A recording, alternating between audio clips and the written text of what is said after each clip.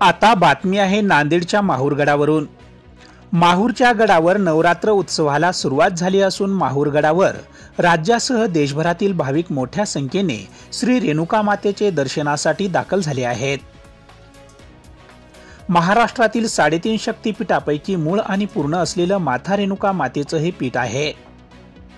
नवरात्र उत्सवानिमित्त 9 दिवस माहूर गडावर धार्मिक आणि सांस्कृतिक कार्यक्रमाची रेलचेल असणार आहे। देवींचा अभिषेक, वस्त्र अलंकारांचे प्रदान, घटस्थापना, घटस्थापनेनंतर महाआरती, कुमारिका पूजन सोहळा पार पडणार आहे। मंदिर संस्थांकडून भाविकांसाठी उपाययोजना देखील केल्या आहेत। माहूर गडावर पायथ्यापासून महामंडळाच्या एसटी बसेसची देखील सुविधा केली आहे। घटस्थापनेच्या उत्सवानिमित्त माहूर गडावर भाविकांनी दर्शनासाठी सकाळपासूनच अलोट गर्दी केली आहे। Bureau report GK news, Mahur, Nanded.